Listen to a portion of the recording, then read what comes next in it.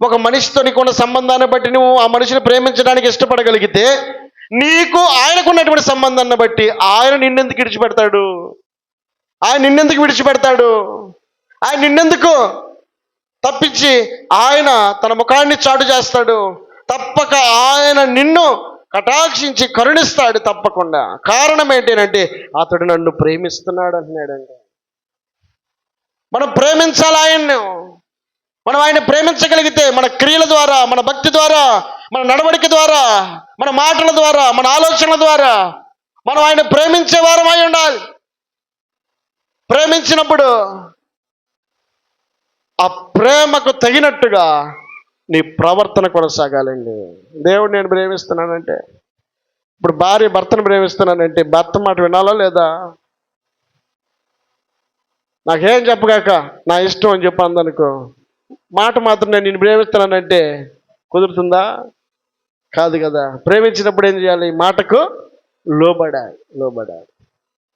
దేవుని వాక్యం సెలవిస్తా ఉంది, అతడు నన్ను ప్రేమిస్తున్నాడు అంటే ఆ ప్రేమలో ఏముంది?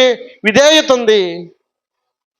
మాట వినగలుగుతా ఉన్నాడు, మాట ప్రకారం చేయగలుగుతా ఉన్నాడు, ఆయనకు నచ్చినట్లుగా ఉండగలుగుతా ఉన్నాడు. ఎలాంటి క్రియలలోనైనా సరే ఆయనకు తగినట్లుగా మనం చేయగలిగినప్పుడు ఆయన ప్రేమించిన వారు. ఒట్టి మాట ఏమాత్రం ఉపయోగం లేదు, మన క్రియలు కనబడాలండి. పాపాత్మరాలైనటువంటి స్త్రీ నేను నిన్ను ప్రేమిస్తున్నానయ్యా అని నోటి మాట చెప్పి ఊరుకోలేదు. ఆవంట తన దగ్గర ఉన్నటువంటి కన్నీటితోటి అప్పటి వరకు చేసినటువంటి పాపం ఏమైందో అదంతటిని కూడా ఆమె ఇక మీదట చేయకూడదనుకొని ఆయన దగ్గరికి వచ్చి ఒక్క మాట కూడా మాట్లాడలా. ఆయన కన్నీళ్లతోటి ఆయన పాదాలు గడిగింది. రెండవది, ఆమె దగ్గర ఉన్నటువంటి తన వెంట్రుకలతో ఆయన పాదాలను తుడిచింది. మూడవది, తన దగ్గర ఉన్నటువంటి అత్తరుతో ఆయన పాదాలను కడిగిందంట. అందరూ కూడా అసహించుకుంటున్నారు, ఈయన కూడా అలాంటి వాడేమో అని చెప్పని అనుకుంటా ఉంటే ఆయన అందరికీ జ్ఞానోదయం ఏంటట్లుగా అంటున్నాడు, అమ్మా నీ పాపములు క్షమించబడి ఉన్నవి, సమాధాన కలదానవై వెళ్ళు అని అన్నాడు. ఎందుకన్నాడు? ఆమె అతన్ని ప్రేమించిందట. దేవుణ్ణి ప్రేమించింది. మాట చెప్పకపోయినా పర్లా, క్రియల్లో చూపించాలి మన ప్రేమ ఏందో. మాట్లాడిందా పాపాత్మరాలు ఇస్తే, అయ్యా నేను చేయలేదయ్యా, నాకు తెలియదయ్యా, ఇక మాటలన్నీ పక్కన పెట్టింది. ఓన్లీ క్రియలే. కన్నీళ్ళు గార్చింది, పాదాలు తుడిచింది, అత్తరుతో పాదాల మీద పోసింది. ఈ 3 పనులు చేసింది అంతే, మాట చెప్పలా.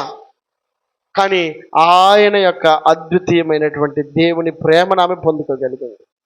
అమ్మా నీవు సమాధాన గలదానవై వెళ్ళు అని అన్నాడండి. దేవునికి మహిమ కలుగునగాక. హల్లెలూయా. దేవుని వాక్యం సెలవిస్తుంది, అతడు నన్ను ప్రేమించుచున్నాడు కనుక నేను అతనిని తప్పిస్తాను. అది బాధలోనా, కష్టంలోనా, పాపంలోనా, శాపంలోనా, రోగంలోనా, ఎలాంటి పరిస్థితిలో ఉన్నా నీవు గనక ఆయన నిజంగా ప్రేమిస్తే, ఆయన క్రియల ప్రకారంగా నీవు నడవగలిగితే, నీకు చిన్న పరిస్థితుల్లో సైతము ఆయన స్పందించడానికి ఇష్టపడతా ఉన్నాడు. దేవునికి మహిమ కలుగునగాక. హల్లెలూయా. అందుకే భక్తుడు అంటాడు, అతడు నన్ను ప్రేమించుచున్నాడు నేను అతను తప్పించదు, అతడు నా నామమును ఎరిగినవాడు గనక నేను అతన్ని ఘనపరుస్తాను. పేతురు అన్నాడు ఏమని? ఆయన ఎవరు నాకు తెలియదు. అప్పటి వరకు ఆయనతో పాటు నడిచినటువంటి వ్యక్తే, ఆశీర్వాదాలను చూసిన వ్యక్తే. కానీ సమయం వచ్చేసరికి పేతురు అంటాడు, ఆయన ఎవరో నాకు తెలియదు. కొన్నిసార్లు మనం కూడా మన భక్తిని ఇతరులకు చూపించడానికో, ఇతరుల దగ్గర తెలియపరచడానికో కొన్నిసార్లు మనం వెనకడుగు వేస్తూ ఉంటాం. మనం కూడా వాళ్ళతో కలిసిపోతూ ఉంటాం. వాళ్ళు ఎట్టుంటారో, మరి వీళ్ళు పరిశుద్ధులా లేకపోతే అపవిత్రులా అని చెప్పి అన్నట్టుగా తేడా లేకుండా ఇక వాళ్ళకి వెళ్ళిపోతే వాళ్ళలాగే కలిసిపోయి వాళ్ళలాగే ప్రవర్తిస్తూ ఉంటాం, వాళ్ళలాగే నడుచుకుంటూ ఉంటాం. మన ప్రత్యేకత మనం కనపరచాలండి. మన దేవుని ఎరిగిన బిడ్డలుగా మన సాక్ష్యాన్ని మనం కాపాడుకోవాలి. అది మన క్రియల్లోనూ, మన మాటల్లోనూ, మన చూపుల్లోనూ, మన ప్రవర్తనలోనూ, అన్ని విషయాల్లో వీరు దేవుని ఎరిగిన వారు. అంటే దానికి తగిన క్రియలు కనపడాలి మనలో. ఇది దేవుడు కోరుకుంటుంది. అతడు నన్ను ప్రేమించుచున్నాడు గనక నేను అతడు నా నామాన్ని ఎరిగినవాడు. నేను ఎవరో తెలుసు కాబట్టి నాకు తగినట్లుగా అతను నడుస్తుంటే నేను ఎందుకు గనపరచకుండా ఉంటాను? నేను ఎందుకు తప్పించకుండా ఉంటాను? నేను ఎందుకు వారిని విడిచిపెడతాను అని దేవుడు ఈ ఉదయకాలము జ్ఞాపకం చేస్తున్నాడు. ఆయన ఆశ్రయించిన బిడ్డలు ఆయన విడిచిపెట్టేవాడు కాదు. అంత మాత్రమే కాదు, మనం ప్రేమిస్తే ఇంకా విడిచిపెట్టేవాడు కాదు. అంత మాత్రమే కాదు, ఆయన అంటాడు అతను నా నామాన్ని ఎరిగి ఉన్నాడు కనుక నేను ఇంకా అతన్ని కనపరుస్తాను అంటున్నాడండి. ఇది దేవుడు ఈ ఉదయ కాలము నీకు జ్ఞాపకం చేస్తున్నటువంటి మాట. పరిశుద్ధ గ్రంథంలో దేవుని మాట ఒకసారి ఆలోచన చేయగలిగితే ఒక మాట ఆదికాండ 37వ అధ్యాయంలో, ఆదికాండ 37వ అధ్యాయము, ఆదికాండ 37వ అధ్యాయము 3, 4, 5 వచనాలు. మరియు యోసేపు ఇశ్రాయేలుకు వృద్ధాప్యమందు పుట్టిన కుమారుడు గనుక తన కుమారులందరికంటే ఎక్కువగా అతన్ని ప్రేమించి అతని కొరకు విచిత్రమైన నిలువుటంగి కుట్టించెను. అతని సహోదరులు తమ తండ్రి అతనిని తమ అందరికంటే ఎక్కువగా ప్రేమించడం చూసినప్పుడు వారు అతని మీద పగపట్టి అతని క్షేమ సమాచారమైనను అడుగులేకపోయిరి. ఇది యోసేపు యొక్క పరిస్థితి. తన కుటుంబంలో అన్నల యొక్క ప్రేమకు నోచుకున్నటువంటి వ్యక్తిగా తన జీవితం ప్రారంభమైంది. తండ్రి ఏమో ప్రేమిస్తున్నాడు, తోబుట్టువులేమో ద్వేషిస్తున్నారు. మొత్తానికి తండ్రి చెప్పాడు తన అన్నలను పలకరించమని, మొత్తానికి వెళ్ళాడు. కోపమంతటిని కూడా వెళ్ళగక్కడానికి ఒంటరిగా దొరికినటువంటి యోసేపును అట్టి పెట్టుకొని ఇప్పుడు కొట్టి గుంటలో పడేసి ఆ మార్గంలో కూడా వెళ్తున్నాడు. మిద్యానీయులకు అమ్మేశారు. ఈ మిద్యానీయులు తీసుకెళ్ళి ఐగుప్తులో ఉన్నటువంటి పోతీఫర్ అనబడేటువంటి వ్యక్తికి అమ్మేశారు. వీళ్ళు వ్యాపారం చేసేవారు కనుక వ్యాపార వస్తువుగానే యోసేపును చూసి ఈ మిద్యానీయులు తీసుకెళ్ళి పోతీఫర్కి అమ్మేస్తే పోతీఫర్ కొనుక్కొని ఇంట్లో బానిసగా పని చేయించుకుంటా ఉన్నాయి. మొత్తానికి ఎప్పుడైతే యోసేపు ఆ ఇంట్లో అడుగుపెట్టిన నాటి నుంచి యోసేపు ద్వారా ఆ కుటుంబం ఆశీర్వాదకరంగా మార్చబడతా ఉంది. అంతకుముందు సంతోషం లేనటువంటి కుటుంబం, ఆనందం లేనటువంటి కుటుంబము యోసేపు అడుగుపెట్టిన నాటి నుంచి. కొన్నిసార్లు అంటూ ఉంటాం, ఈ వస్తువు మా ఇంటికి వచ్చిన దాని నుంచి అన్నీ కలిసి వచ్చినాయి అని అంటూ ఉంటాం. అవునా కాదా? అది పాడైపోయి అక్కడ మూలన పడి ఉన్నా కూడా ఇది ఉండాలంటారు. కారణం ఏంటంటే ఇది వచ్చినప్పటి నుంచి మాకు బాగా కలిసి వచ్చింది. యోసేపు అడుగుపెట్టిన నాటి నుంచి యోసేపు నమ్మినటువంటి దేవుడు యోసేపుతో పాటు ఆ కుటుంబాన్ని కూడా ఆశీర్వదించాడంట. దేవునికి మహిమ కలుగునుగాక. హల్లెలూయా. ఆశీర్వాదకరంగా ఉన్నటువంటి ఆ కుటుంబాన్ని బట్టి తన దేవుడైనటువంటి యెహోవా యోసేపుని ఎన్నడూ మర్చిపోలా. యోసేపు యొక్క నమ్మకత్వము, యోసేపు యొక్క తన యొక్క సాక్ష్యంను కాపాడుకునే విషయంలోనే కావచ్చు, అన్ని విషయాల్లో దేవునికి ఎట్లాగైతే నమ్మకత్వం కలిగి ఉన్నాడు, దేవుడు కూడా యోసేపుకు నమ్మకత్వాన్ని కలిగి ఉన్నాడు. యోసేపు ఇచ్చిన దాన్ని దేవుడు కూడా ఇస్తా ఉన్నాడు. మనం ఏదైతే ఇస్తామో ఆయన కూడా మనకు అది ఇస్తాడండి. మనం ఇవ్వటం అంటే ఏంది నేను చెప్పేది? నువ్వు మంచిని కనుక విత్తుతున్నావా, దేవుడు నీ జీవితంలో మంచి కార్యాలు చేస్తాడు. నువ్వు మేలుని విత్తుతున్నావా, మేలు కార్యాలు దేవుడు చేస్తాడు. ఉపయోగకరంగా నువ్వు ఇతరులకు ఉన్నావా, దేవుడు నీకు ఉపయోగకరంగా ఉంటాడు. కనుక ఈ ఉదయకాలము యోసేపు యొక్క జీవితము, అక్కడ పోతీఫర్ యొక్క కుటుంబం ఆశీర్వదించబడ్డము గమనించినటువంటి పోతీఫరు దేవుని గణపరచడానికి ఇష్టపడ్డాడు, దేవుని హెచ్చించడానికి ఇష్టపడ్డాడు. పరిస్థితులన్నింటినీ మార్చగలిగినటువంటి దేవుడు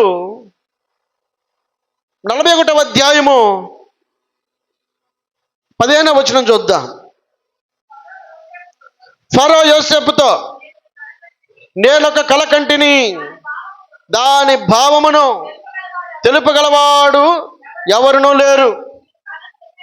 నీవు కలను విన్న ఎడల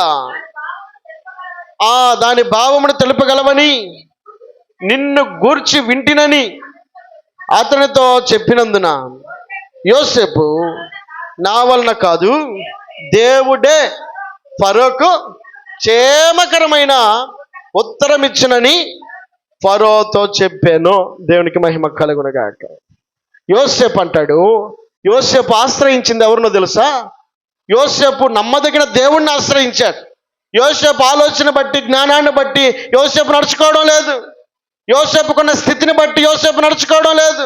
యోసేపుకున్న ఆలోచనలు బట్టి యోసేపు నడుచుకోవడం లేదు. ఇదిగో ఎక్కడున్నటువంటి యోసేపు, గుంటలో పడద్రోయబడినటువంటి యోసేపు ఏమన్నాడు తెలుసా? హెచ్చిస్తున్నాడు. ఫరో హెచ్చిస్తున్నాడు. పోతీఫర కంటే పైన ఉన్నటువంటి రాజు అయినటువంటి ఫరో, ఇదిగో నిన్ను గురించి నేను ఒకటి విన్నాను, నీవు కలను కల భావాన్ని చెప్పగలిగినటువంటి సమర్థుడు అంట. నువ్వుగో నా జీవితంలో ఇదిగో ఈ కళ వచ్చింది, దాని భావం ఏంటో ఒకసారి చెప్పానంటే యోసేపు అంటాడు, ఇది నా వలన కలిగేది కాదు. మరి ఎవరిని కనపరుస్తున్నాడు? ఎవరిని కనపరుస్తున్నాడు? దేవుణ్ణి కనపరుస్తున్నాడు.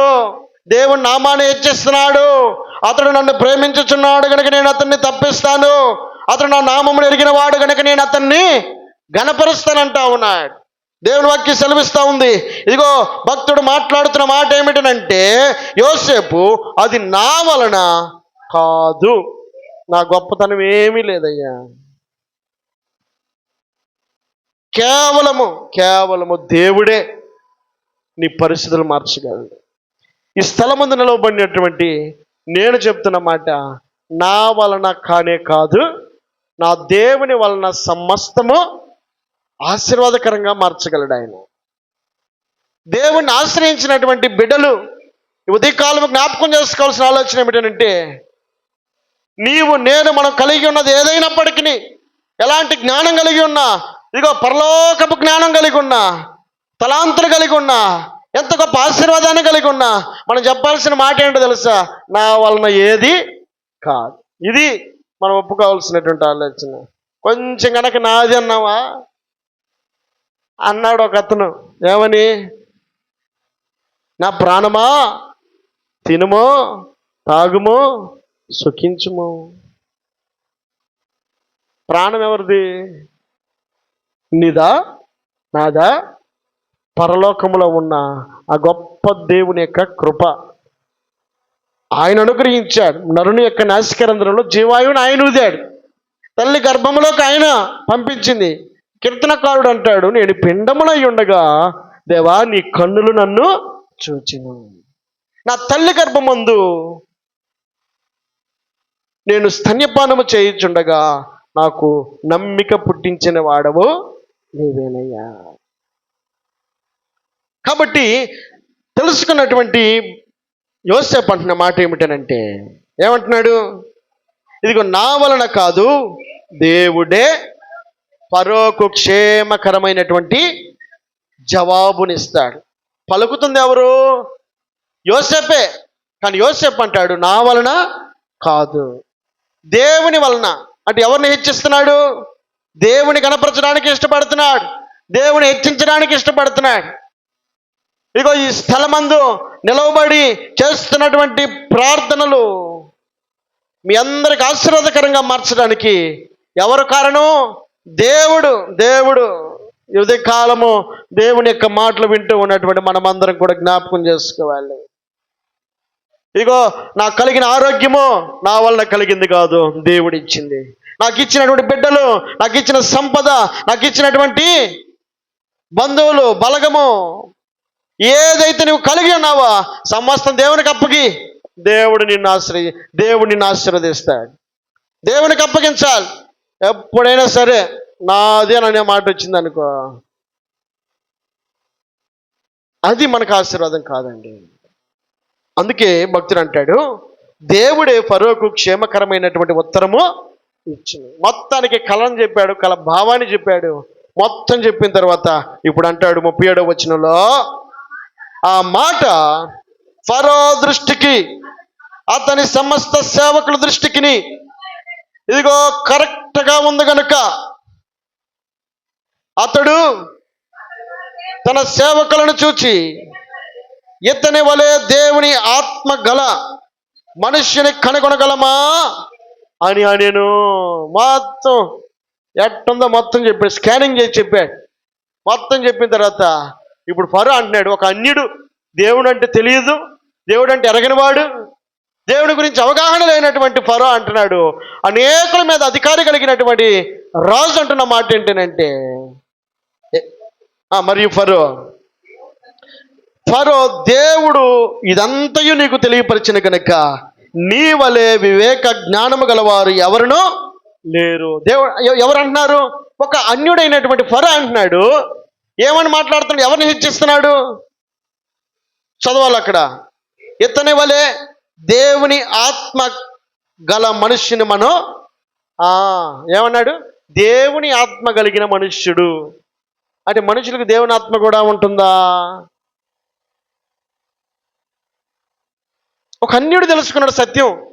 యోసేపు ప్రవర్తన బట్టి, యోసేపు మాట తీరుని బట్టి, యోసేపు యొక్క సాక్ష్యాన్ని బట్టి, యోసేపు పలుకుతున్నటువంటి మాటలను బట్టి అంటున్నాడు, ఇతని వల్ల దేవుని ఆత్మ కలిగిన మనుషులు మనం ఎక్కడ కనుగొనలేము అని అంటున్నాడండి. పలికిన మాట ఇగో దేవుడు దిగొచ్చినట్టుగా మాట్లాడాడు యోసేపు. ఒక అన్యుడే దేవుని గురించి సాక్ష్యాన్ని ఇస్తా ఉన్నాడు. రెండవది ఏమంటాడు దాని క్రిందలో?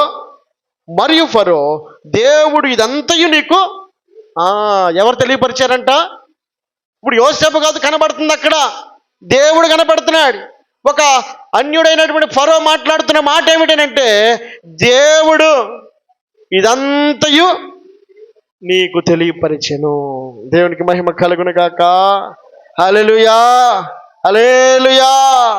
ఈ ఉదయకాలము దేవుడు జ్ఞాపకం చేస్తున్నాడు, యోసేపు దేవుణ్ణి హెచ్చించడానికి ఇష్టపడ్డాడు. యోసేపు దేవుణ్ణి ఆశ్రయించిన వ్యక్తిగా ఉన్నాయి. ఆశ్రయించినటువంటి ఆ గొప్ప దేవుని మహిమపరచడానికి ఇష్టపడినటువంటి యోసేపును మనం చూస్తూ ఉన్నా. యోసేపు నువ్వు జ్ఞానివి కదా అనగానే, జ్ఞానం నా కాళ్ళు లేదయ్యా, నా దేవుడు జ్ఞానం ఇస్తాడు అని అన్నాడు. యోసేపు మొత్తం చెప్పిన తర్వాత ఇప్పుడు ఫరో అంటున్నాడు, ఇదిగో నీ వలె దేవుని ఆత్మ కలిగిన మనుషులు ఎవరు లేరు. ఇదిగో దేవుడు ఇదంతయు నీకు తెలియపరచను కనుక నీ వలె వివేక జ్ఞానము కలిగిన వ్యక్తి ఎవరునూ లేరు. ఒక ఫరో, ఒక రాజు, ఒక అన్యుడు, దేవుని ఎరగినటువంటి వ్యక్తి దేవుని గణపరిచేటట్లుగా యోసేపు యొక్క ప్రవర్తన కనబడతా ఉందండి. దేవునికి మహిమ కలుగునుగాక. హల్లెలూయా. హెచ్చిస్తున్నాడు దేవుణ్ణి, గణపరుస్తున్నాడు దేవుణ్ణి కనుక దేవుని వాక్యం సెలవిస్తూ ఉంది, ఇదిగో అతడు నన్ను ప్రేమించుచున్నాడు గనుక నేను అతనిని తప్పించదను, అతడు నా నామము నెరిగిన వాడు గనుక నేను అతన్ని ఘనపరచెదను అని అంటున్నాడు. హెచ్చించేవాడు, ఘనపరిచేవాడు ఎవరు? దేవుడు. మరి మనం దేవుణ్ణి ఆశ్రయించగలిగితే, దేవుణ్ణి ఆధారం చేసుకోగలిగితే, ఫరో అడుగుతున్నాడు, నీవు ఈ కలకు భావాన్ని చెప్పగలవా అంటే, నేను చెప్పను, నా దేవుడు చెప్తాడని చెప్పని అన్నాడండి. మరి ఎవరిని ఆశ్రయించినట్టు? దేవుణ్ణి ఆశ్రయించాడు యోసేపు. మరి దేవుడు విడిచిపెడతాడా? తను ఆశ్రయించిన బిడ్డలను ఆయన హెచ్చించేవాడు, ఘనపరిచేవాడు, బలపరిచేవాడు, క్షేమాన్ని ఇచ్చేవాడు, పరిస్థితుల్లో మార్చగలిగిన దేవుడు యోసేపును హెచ్చించడానికి ఇష్టపడిన వాడే. వాక్యంలో రాయబడినటువంటి మాట ఏమిటనంటే, చదువు 40వ వచనంలో, నీవు నా ఇంటికి అధికారివై ఉండవలెను, నా ప్రజలందరూ నీకు విధేయులయ్యుందురు, సింహాసన విషయంలో మాత్రమే నేను నీకంటే పైవాడనయ్యుందునని యోసేపుతో చెప్పెను. మరియు ఫరో, చూడుము, ఐగుప్తు దేశం అంతటి మీద నిన్ను నియమించి ఉన్నానని యోసేపుతో చెప్పెను. మరియు ఫరో తన చేతిలో ఉన్న తన ఉంగరము తీసి యోసేపు చేతికి పెట్టి సన్నపు నార బట్టలను అతనికి తొడిగించి అతని మెడకు బంగారు గొలుసు వేసి తన 2వ రథం మీద అతన్ని ఎక్కించెను. అప్పుడు వందనము చేయుడని అతని ముందర జనులు కేకలు వేసిరి. అట్లు ఐగుప్తు దేశం అంతటి మీద, చాలండి, ఐగుప్తు దేశం అంతటి మీద అధికారిగా గుంట్లో ఉన్న యోసేపుని దేవుడు ఎన్నుకున్నాడండి. కారణం ఏంటో తెలుసా? కష్టమైన, బాధ అయినా దేవుణ్ణి విడిచిపెట్టల. ఇగో కృంగిపోయిన పరిస్థితుల్లో దేవుణ్ణి విడిచిపెట్టలేదు. ఇదిగో ఆశీర్వాదకరంగా మార్చబడిన స్థితిలోని దేవుణ్ణి విడిచిపెట్టలేదండి. ఇదిగో ఎంత ఎత్తుకి ఎదిగినా కూడా ఒదిగి మాట్లాడుతున్న మాట ఏమిటనంటే, ఇదిగో యోసేపు, నువ్వు కలకు కల భావాన్ని చెప్పగలవంట కదా. అందరూ అనుకుంటున్నారంటే, నేను కదయ్యా చెప్పేది, నా దేవుడు చెప్తాడని చెప్పని దేవుని హెచ్చించిన వాడు ఆయన. ఈ ఉదయకాలం నువ్వు ఎవరిని ఆశ్రయిస్తా ఉన్నావు? నిన్ను నువ్వు నమ్ముకుంటున్నావా? నీ మీదే నువ్వు ఆధారపడతా ఉన్నావా? దేవుని వాక్యం సెలవిస్తా ఉంది, జ్ఞాని తన జ్ఞానమును బట్టి, సూర్యుడు తన సౌర్యమును బట్టి అతిశయింపకూడదు. అతిశయించవలసిన దేన్ని బట్టి అనగా, భూమి మీద కృప చూపుచు నీతి న్యాయములు జరిగించుచున్న యెహోవాను బట్టియే మనం అతిశయించాలంట. ఇర్మియా గ్రంథంలో రాయబడింది అన్నమాట. ఉదయకాలం దేవుడు నీతో మాట్లాడుతున్నాడు. కొందరు రథములను బట్టి అతిశయపడతారు, మనకెందుకో? ఉదయకాలం నా దేవుడు నాకున్నాడన్న ఆశ్రయాన్ని నువ్వు కలిగి ఉండగలిగితే, నా దేవుడు నాకు తోడుగా ఉన్నాడని నిన్ను నమ్మిక కలిగి ఉండగలిగితే, తప్పక నీ జీవితంలో దేవుడు తన కార్యములను ఆశీర్వాదకరంగా కొనసాగించునుగాక.